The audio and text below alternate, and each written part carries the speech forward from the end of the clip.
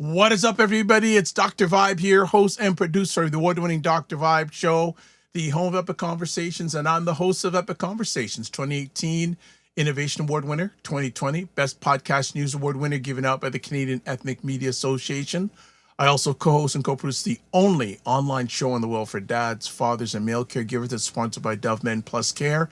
And being part of that movement, we've reached out directly and indirectly to over 400,000 dads, fathers, and male caregivers around the world. And as always, I like to say you're blessed, highly favored, a magnet for miracles, and a solution for someone's problem. We are broadcasting live from a very snowy Toronto. We have had constant snow since about 10 o'clock this morning. It's not supposed to stop until the heavy stuff until about 9 o'clock. And I was debating during the day, should I go out and tackle some of it and come for around 2?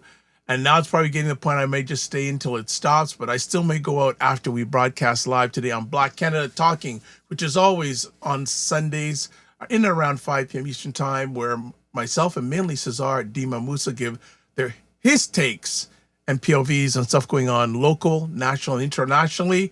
And Cesar said he was driving today, and I'm going to my mind, what reason are you driving today?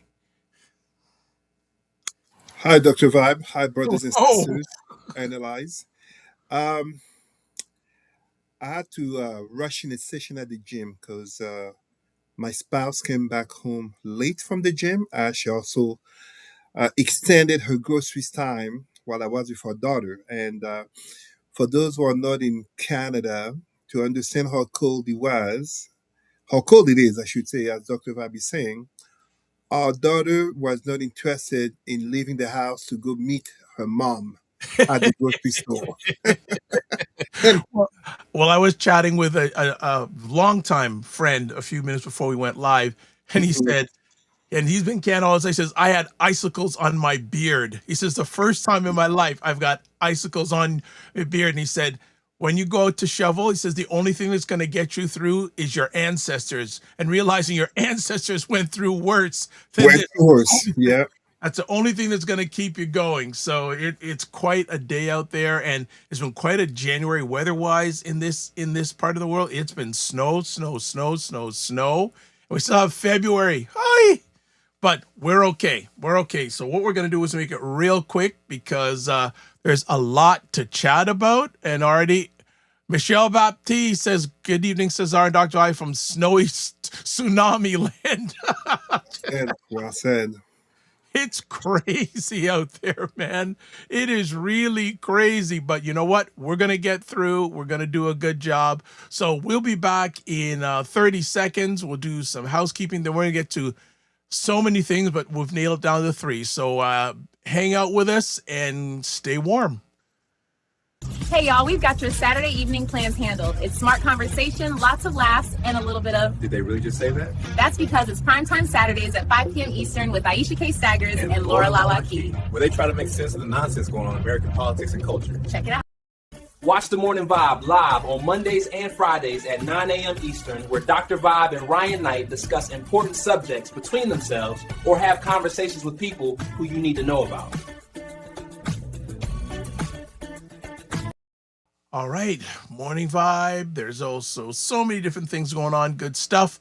And we are back. And saying here, Michelle says, I have shoveled daily for the last 2 weeks. Ouch! I feel the pain. That is ridiculous. Well, there's a holiday in your future, I hope, Michelle. I hope. So let's do the housekeeping. Please subscribe to the Dr. Vibe Show on YouTube and hit the notification button. Also follow the Dr. Vibe Show on Facebook, LinkedIn, Instagram, TikTok, and Substack. If you want to advertise your business, product, or service on any of the platforms I'm a part of, please feel free to email me, dr.vibe@thedrbeshow.com. Can't forget our good friend, Dr. Tachi, who runs and powers Indie Soup TV, independent content creators platform. Been around for about almost 2.5 years now. Over 28,000 YouTube subscribers. I'm one of the people that provide content on there. I also sit on the advisory board and realize that only 4% of all YouTube channels have over 10,000 subscribers. So we're in rare air, and we're very happy to have Dr. Tachi allow us to be on that platform. So let's get right to it. And this story was from a few weeks ago, Cesar wasn't, but it's developing into more stuff. So we're talking about, first of all, the unliving of Renee Good, and now also to another unliving that happened yesterday in Minnesota. Cesar, where you want to start? Dr. Vibe, first of all, my condolences, my sympathies to the family of Miss Renee Good. Sorry, Mrs. Renee Good, a mother, a wife, 3 children. Um, I don't want to center her killing on her being a white woman, but I must be honest. In the trainings that I provide to public servants, community organizations, senior leaders in different sectors, including police, one of the things I always remind them of is that the very founding nature of America, being white supremacy, in Europe is monarchy, aka social class. In the Americas is white supremacy, aka race, and it got spread. Those two, race and class, got spread worldwide, not just by white Europeans. Let's not be hypocritical, white Arab Muslim, but even um, yellow slash far eastern Asians as the Chinese, aka Chinese supremacy. Um, King supremacy also did such race and class. But to stay in our space, time, and culture of right now, one of the things I always remind the people that I train, give conference to, is that the white supremacists actually don't just come for the indigenous, for the blacks, for the LGBTQ, for the immigrants, aka xenophobia. They come for everyone opposing their views. And that includes the white liberal person. And this is nothing for anyone to think is new. Why? Let us remember that during the civil rights era in the 50s and 60s, white liberals slash allies did get killed. Let us not forget that during the times of slavery and colonization, white allies did get killed. In America, the largest slave revolt on land was actually led, much respect to the ancestor Nat Turner, of course, but let us be historically accurate. The largest slave revolt on land in the United States was led by a white man, John Brown, who was revolted at the hypocrisy of biblical America, the New Jerusalem, and the ongoing of slavery, overwhelmingly on the matter of skin color. The killing of Renee Good, and now I forget his first name, a nurse, a male nurse, last name Petty, if I get it correctly. Uh, their killing are a result of a society, but overwhelmingly of this American white supremacist. Let's be fair, it's not the first one. It's likely not the last one. It might arguably be the most visible one, or at least in a long, long time. The killing of these two white people is a reflection of very much a regime needing to maintain itself with a police state as seen 90 years ago. And I dare to go there. The Godwin point, for those who don't know, is when in a debate, in an exchange, you always need to make a reference to the Nazi and Hitler. And yes, I dare to go there because this is where it is, where uh, more and more people are making the parallels with the Gestapo, aka the political police of the Nazi regime. So here we are seeing such with ICE under claims of immigration. And I'm saying under claims, staying honest. There is a matter of an immigration issue in the United States with so called illegal immigrants, but truly undocumented. And for those who dispute it, first of all, I am not an American citizen. I'm not born in the United States. However, we live in the 21st century of STEM, artificial intelligence, mass education, mass communication, and mass information. You don't need to be an American or live in the US to know and to say what I'm going to say, because many Americans actually are ignorant and proudly ignorant of this. Being undocumented is actually not a crime. It's usually categorized as a misdemeanor, which is more of a matter of bureaucratic administration issue. It can amount to a crime if someone is basically has to leave the US and actually does leave, but again re-enters illegally. Most so-called illegal immigrants came to the US through either a normal process or were going through a normalization of process, and they extended their stay past the date of their departure. Now we're having allies, because that's how I consider them. People like Renee Good, this male nurse, Mr. Petty. My sympathies to the family, because they are brave individuals, brave children, brave father, mother, brother, sister, who have decided to step up and champion the cause of others. It reminds me, Dr. Vab, you may remember this, about, 10 years ago now, 2016, that young white woman, early 20s, protesting against white supremacy, I believe, who got hit by a car. Run over by the car. Yes, yes. Yep. Exactly. Again, by who?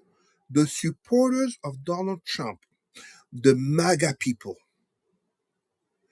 America has this problem, and I don't want to delve too much into it because we will leave that for when we talk about Trumpism.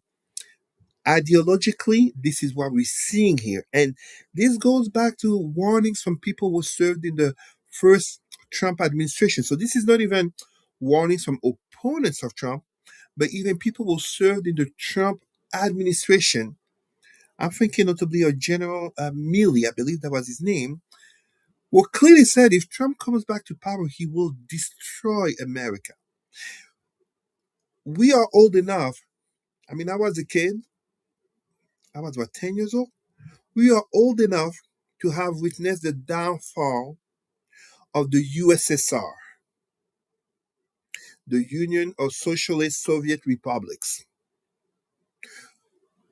We are now at an age in which, as I often say, Obama was putting the pedal on the downfall of the American empire. Trump is putting back the gas on it. Because an empire falls from within before it falls from the outside forces. And what we are seeing here is that reality check to whites in the US. And I'm saying whites, not just liberals, whites in the US as a whole, that they also can become victims of the regime. Because if for any reason that person will represent the Trump regime, such as the ICE force, from their training, from the hiring, to the lack of training, to the incentive in terms of the behavior. Any person in the US, including white, notably white conservative, can become victims. For those who doubt what I'm saying,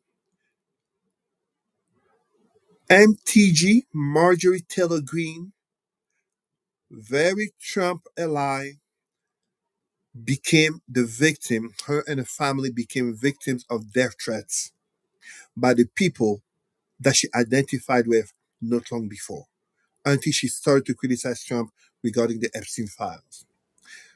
We are seeing, and we are going to see further and further, white liberals become the target as they are stepping into very much the truth of their ideals. For some of them, it might be because they're Christian, so the truth of their religion.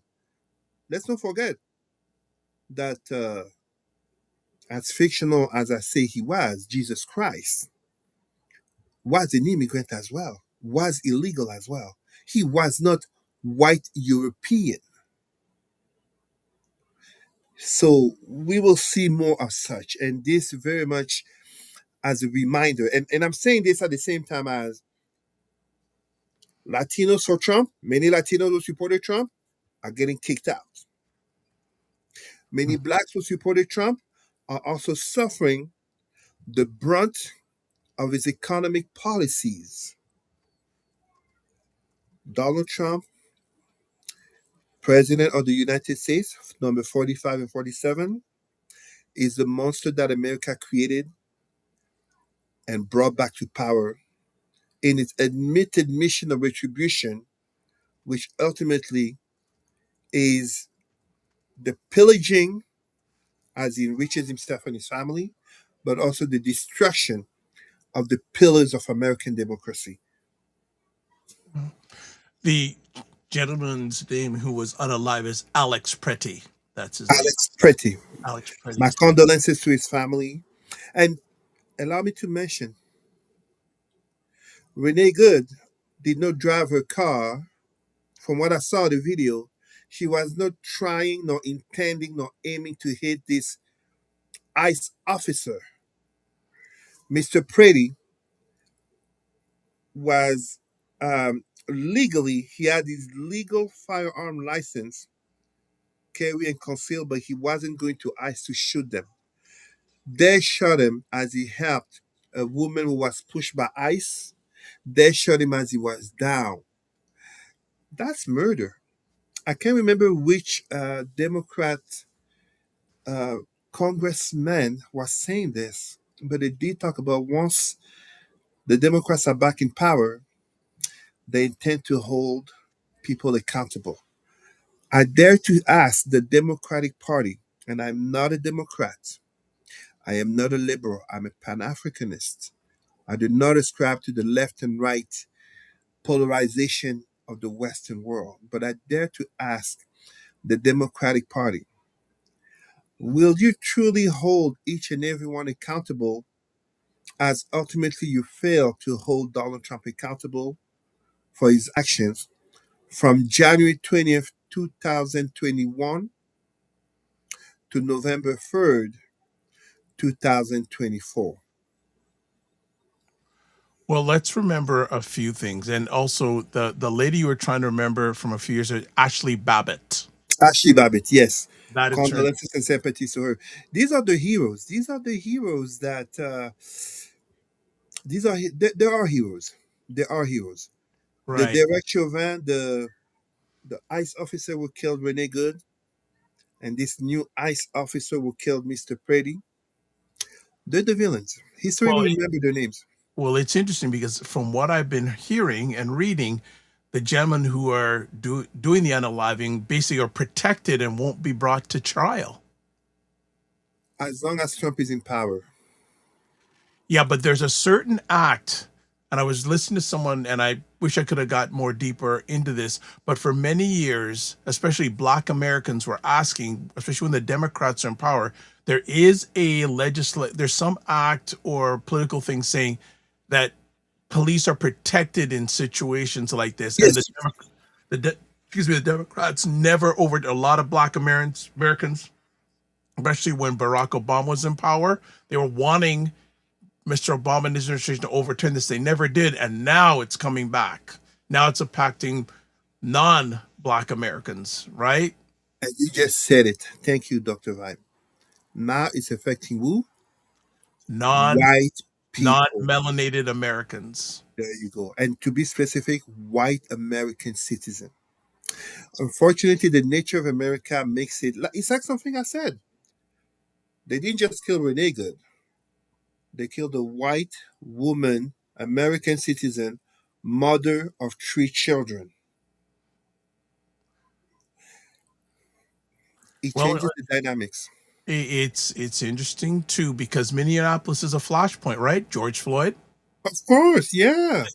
This is for a lot of, I've been thinking about this is a battleground for Donald 47. This is a battleground. To show that Minnesota must fail as a reflection of their own racist, xenophobic, sexist policies. Meanwhile, Minnesota, with all its successes and failures as any state, Minnesota clearly shows you that indeed progressive policies can work, not only towards blacks, towards LGBTQ, towards immigrants, etc. Minnesota shows you that indeed a white male cop like Derek Chauvin can be thought to be not guilty, but a video 9 minutes and a half by a young 17-year-old can lead to people protesting, start a global movement that end up overturning and having this blue wall of silence, having this cop be sent to jail. They need to break Minnesota. Before, if I can politely interrupt, before we move on to our next conversation piece, what do you feel of the 47 administration, especially Kristi Noem, pushing back when there's a lot of video evidence questioning the federal government's interpretation of what's been happening in these two situations? Well, it's totally normal. I'm not surprised by it. It's the opposite would have been shocking. They are in an administration where the president is a chronic liar, where the president never takes accountability, where the president is a champion at deflecting. And this is all documented. This is not my opinion. This is not Cesar, you just don't like him, you're biased. No, I'm not. This is a president whom his own so-called supporters, Mitch McConnell, Lindsey Graham, his own vice president, have described him in some of the worst terms you can think of for someone who becomes president. His own vice president used to call him America's Hitler. So how can we surprise ourselves that in his second term at the White House, he would literally take sycophants who would not dare say no or challenge him as in the first term, where there were some, as the expression goes, some adults in the room. No, I'm not surprised at all. Maybe the Democrats and some Republicans will succeed to have her impeached, but ultimately, she is not the problem. It's the same as all the January 6th rioters who were jailed. Okay, they were jailed. And then what happened? November 4th, 2024. Trump won again. Not because he had that many people voting for him, but because there were that many people who didn't go vote for Kamala Harris. There were that many people who chose not to vote. So Trump won again. What does he do in January? January 20th, as soon as he's back in power, he pardons all those January 6ers. So it's not Kristi Noem the biggest problem, just as it's not the January 6th, the rioters. Two quick comments here. Michelle says the right seems to see any liberal as a socialist communist when you disagree with their ideation. And Dr. Tachi is in the house. There she is. She says, happy Sunday. Hello, sister. All right, let's move to our next conversation piece. This was a bombshell. Canadian Prime Minister Mark Carney delivered, a number of people are saying, a landmark speech at the Davos summit.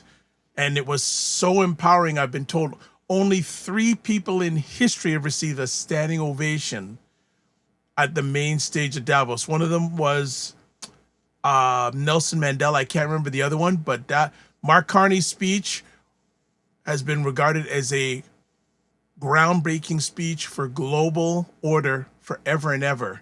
If you haven't seen it, please check it out. Cesar, what are your thoughts? It is indeed a historic speech. Among the many speeches, and we can even think about French President Emmanuel Macron, whom I've been calling since my brother in aviator, aka Shades. But no, Mark Carney's speech was historical. But first, we have to be careful on 2 things. As historical as his speech was, we must ask ourselves truly a question in terms of,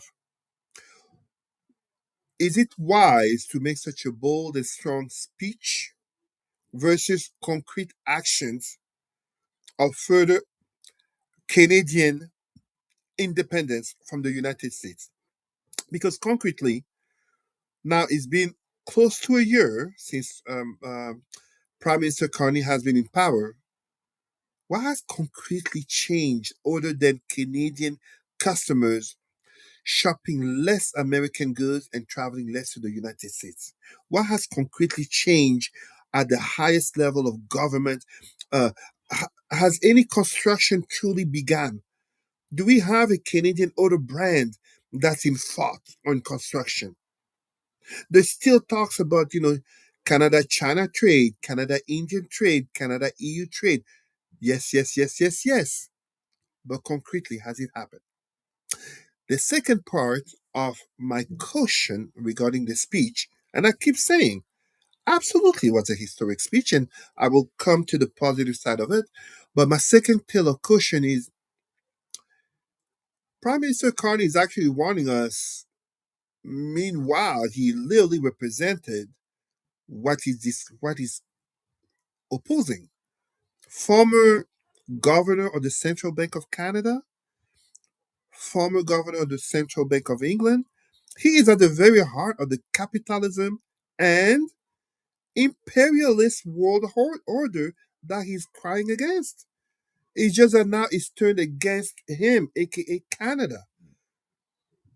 He was not having these type of speeches. Sure, America and Trump, were not at that level. And, in the next segment, we can talk about how, as the heat increases on the Epstein files, Trump's diversion is to increase the heat on the global stage. But still, Mr. Carney, as historic as his speech was, is the former governor of the Central Bank of Canada as of the Central Bank of England. And as such, when he notably speaks about middle powers having to forge a new way, is it outside of the realm of imperialism and capitalism? Is he actually creating what in the 1950s was called the non-aligned movement with Nehru, Kwame Nkrumah? I'm having a memory blank. The leader of Indonesia, etc., etc. No, it's literally Canada becoming less reliant on America, on the United States of Trump, and hopefully beyond Trump, and looking for more partners. Is Prime Minister Carney drawing us a new geopolitical model of Canada, or, as Trump is saying, China is going to eat Canada so easily? It's kind of like our friend and protector has now become our bully. So we're running to the person we were calling our enemy just a few years ago under Trudeau regarding Huawei. The CCP, Chinese Communist Party, has not changed. And I'm not here saying the Chinese Communist Party is the enemy of Canada. It's a world of global interest. But do the nature of interest of Canada that has changed mean that there has been change on the other side? I was listening to a French podcast regarding the European Union, in which they were making this very good argument that for the European Union, and we could say for Canada, less reliance on the United States is forcing on a new relationship, overwhelmingly economical but also cultural, with China. However, for China, the European Union, just as Canada, are not the enemies. It's the United States. It's the hegemonic battle of number one, the United States, versus number two. Meanwhile, the other middle powers, as Prime Minister Carney talked about properly, are just trying to adjust themselves. Whether we talk about Hungary or Viktor Orban, or Argentina or Javier Milei, siding with Trump versus France, and now Great Britain and Canada siding away from Trump, looking for alternatives as they're looking at the US on one side as an enemy, Russia on the other side as an enemy, but then China. Is China really a friend? In geopolitics, the enemy of my enemy does not mean they're your friend. The enemy of your enemy might still be your enemy. So it is a historic speech, absolutely. But my first questionary part, after close to a year in power, what are the concrete actions of Canadian independence? And I give a concrete example here. Canada gets so worried about the American automakers closing down plants in southern Ontario. How come Canada, this big country, this G7 country, does not have its own auto brands? The UK have their own auto brands. Italy has their own auto brands. France has their own auto brands. Germany has their own auto brands. India has their own auto brands. China, BYD. Anyone knows what it stands for? Dr. Vab, you know what BYD stands for? Tell us. Go ahead. Build your dream. Mm-hmm. China's number one automaker, BYD, stands for Build Your Dream. South Korea has their own auto brand, just as Japan.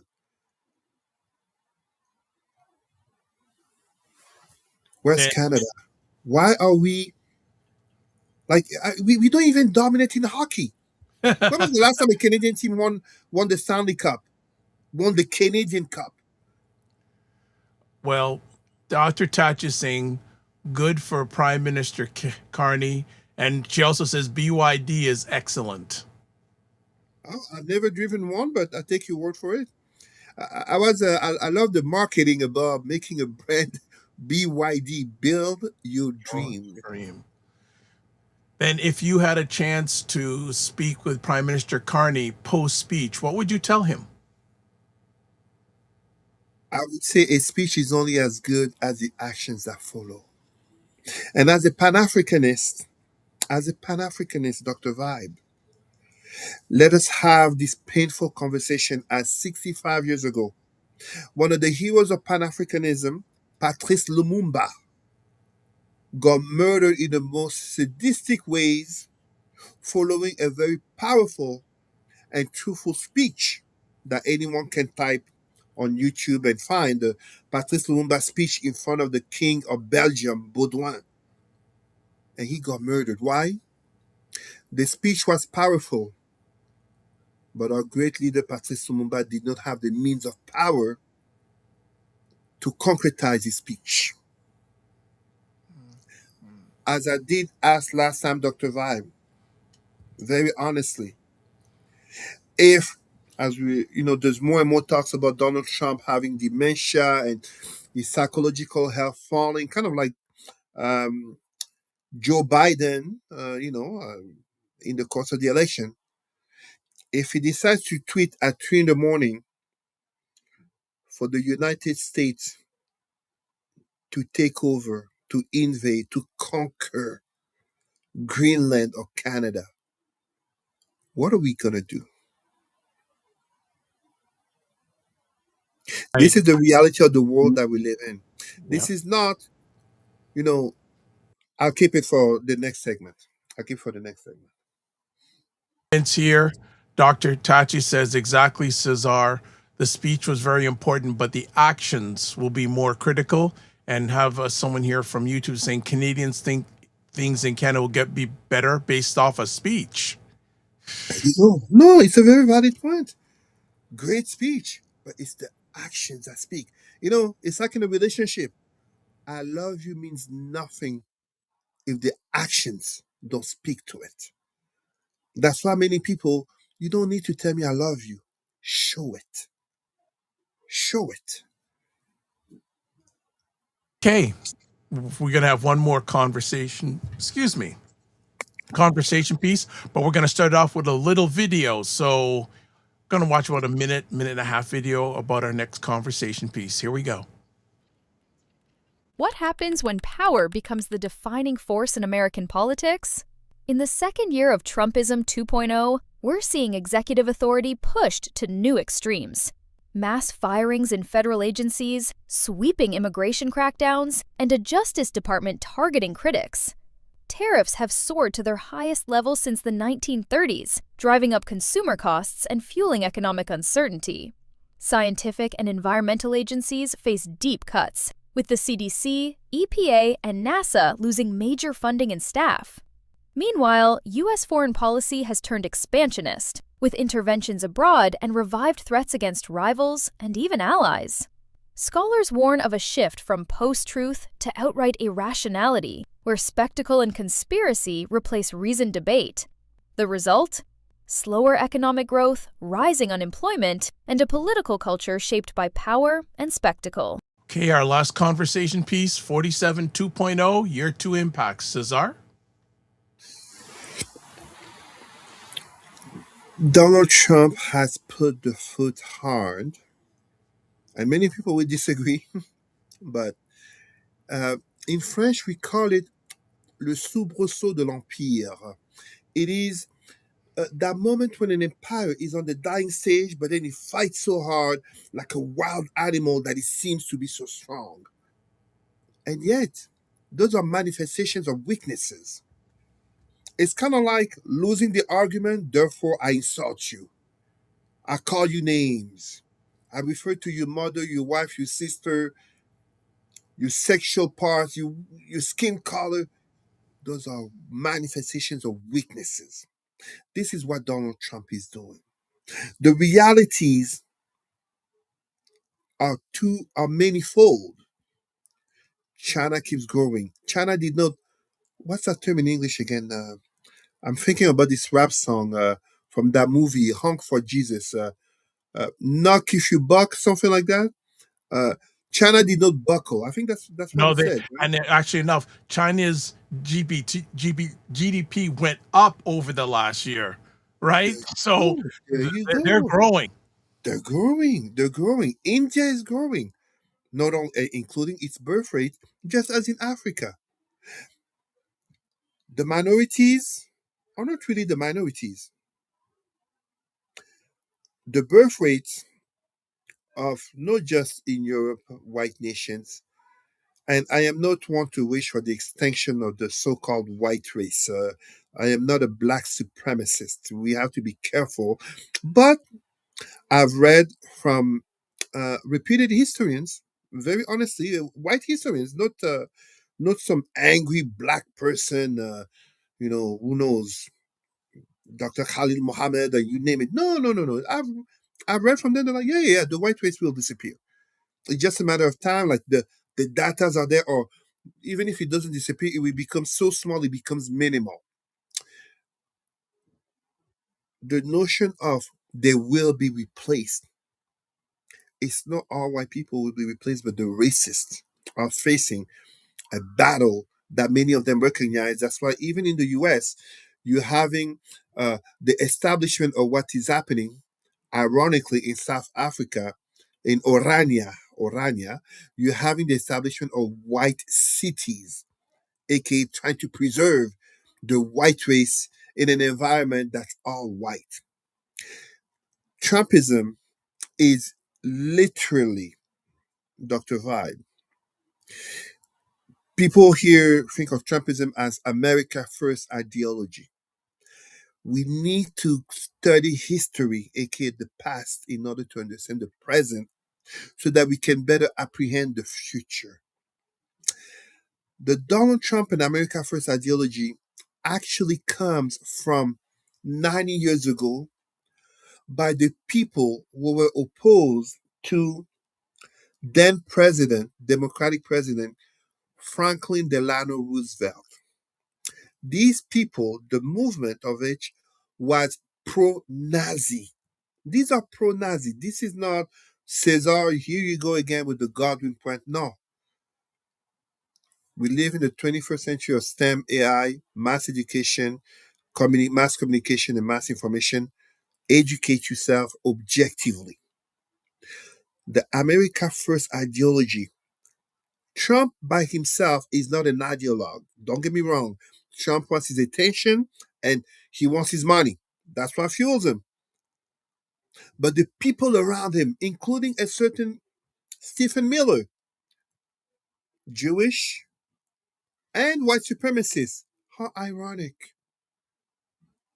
That notion of whiteness, that notion of superiority, that notion of ordering the others. I mean, don't get it twisted, huh? Even white evangelical Christians will support Trump and by extension support Zionism. They're actually anti-Semites. They don't support Trump and Zionism for the good of Jewish people. It's in the hope of the coming or the return of Jesus Christ and to punish eventually that the Jews must convert to Christianity. This is where you get, you may see this online, rapture ideology, revelation, etc. I'm talking about radical Christianism, which has strongly attached itself to Trumpism. They don't care about Christian ideals. Trump is a chronic liar. They don't care. Trump has cheated on all his wives. They don't care. Pregnant wife, I cheat with a sex worker called a porn star. They don't care. Did you say, because I have to be careful with my words here. He didn't, I forget there's a technical term. He didn't rape E. Jean Carroll, but something liable for something sexual assault. It's Not sure. Exactly. They don't care. Wait, did you say Epstein files, pedophilia? They don't care. They do not care. Yeah, maybe unless Trump would come out saying that deep inside he feels like he's a black woman, black and a woman, maybe then they'd be like, oh my God, now that's too much. But no, they don't care. This is about power and identity in whiteness. This is the same reason why 2016 as 2020 and 2024, majority of white women voted for a man who literally had no problem making comments about how he would sexually desire his own daughters. How sick and perverted is that? I'm the father of a 4-year-old girl. I'm a girl dad. You think I would vote for a man who literally said that if he could, and those who want to, whatever, pro-Trump, I'm not quoting exactly how he said, but the intent, the essence is there. The weird type of compliment towards his daughter's looks and physical attraction. And then we see now the connection with Jeffrey Epstein, young girls, rape and sexual assault, coercion, pedophilia. How could I look at my daughter and vote for such a man? How could I claim that I love my country and vote for such a man who committed January 6th an insurrection to which, and I keep saying it, had he been a black man, most of those white people who support him would have never supported that. You go ask Americans and people in the world, if January 6th had been committed, just as here in Canada, 2022, January, February, the Freedom, DUMB convoy, if it was led by black men like you and me, Dr. Vibe, you think police would have left her for 2 or 3 weeks in front of Parliament Hill in Ottawa playing hockey or basketball? Probably not. Probably not. It would have ended pretty bloody. True. I keep blaming, and I repeat it again, Trumpism 2.0, year 2 impacts. There are 4 men that I blame. I repeat them. Joe Biden. Joe Biden failed America because if Donald Trump was a black man, if not January 6th, on January 20th, at the end of the day, he would have been arrested. Mitch McConnell, the Republican leader, I believe, of the House, Congress, the words that he said, the tenure that he had, and then how he switched. including the fact that Trump insulted his wife, and yet for power he switched. Merrick Garland of the Justice Department, he failed America. We see Jack Smith now, this week, a few days ago, I believe it was Thursday, Yeah. when he was in front of the Congress. We see the cold tenure and disposition of this man of law were clearly repeated, Republican or Democrat, he would have done the same type of job. Fact-finding and seeking a condemnation based on the amount of evidence that he has. But Merrick Garland literally failed the American justice and the nation. And ultimately, Justice John Roberts, where we get the Supreme Court of the United States be referred to as the Supreme Court of Trump, in giving him borderline immunity as long as he's in power. And in that logic, very African logic, as I am born in Cameroon, a country that has had the same leader since 1982. I want people to understand. I am born in a country where the president, and FYI, he was already prime minister in the highest levels of power. Since 1960, the country became independent. But technically, since 1982, we've had the same president. And he got reelected last year, bound to stay in power till age 99. He's 91, 92 years old. Donald Trump aims to die as purchased, for he knows. And Trumpism knows if Trump is not in power, the payback will be harsh. And this, conservatives, MAGA influencers have also said this. The Democrats will come back in power.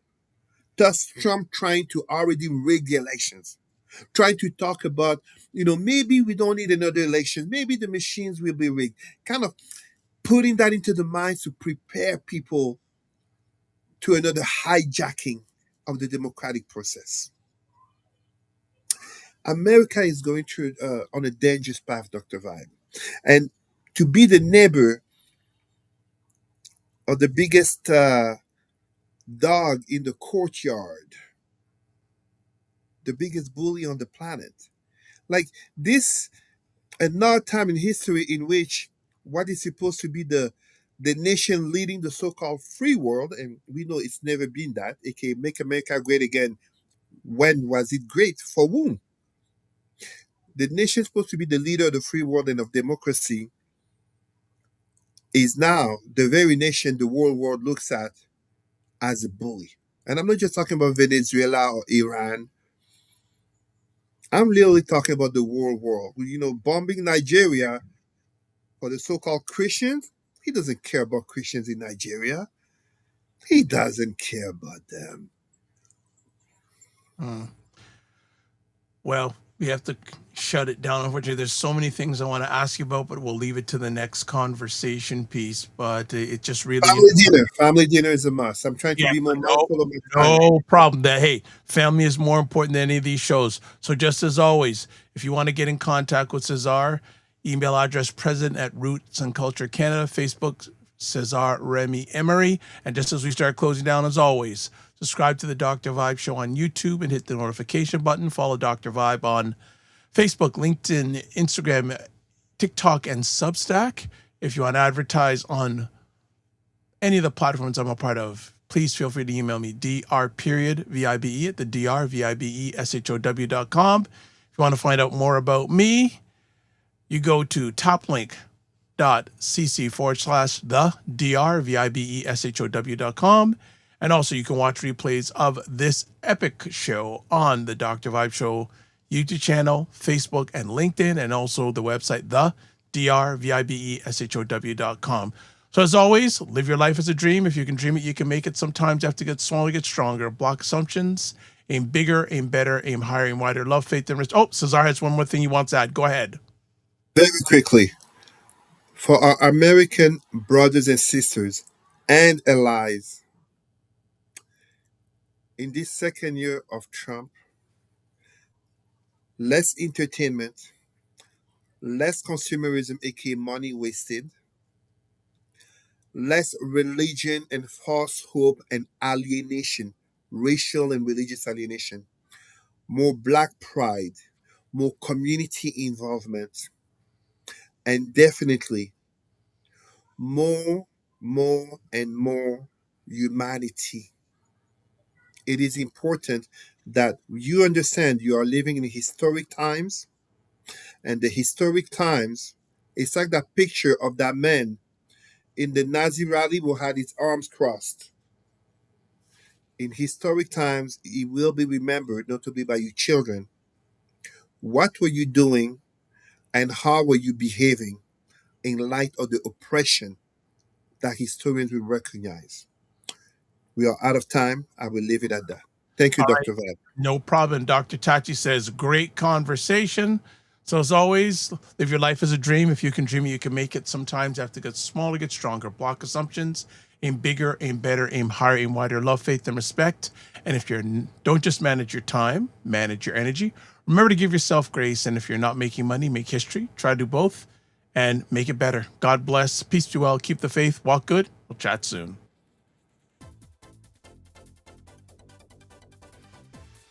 Just take a quick moment. Yeah. You just introduce yourself.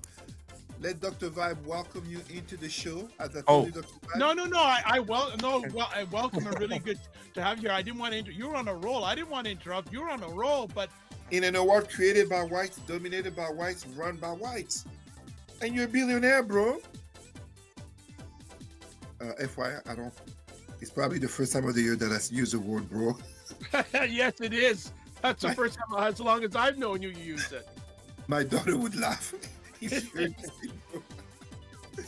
But for many people, the economy ain't great. Says, there we go. I saw that.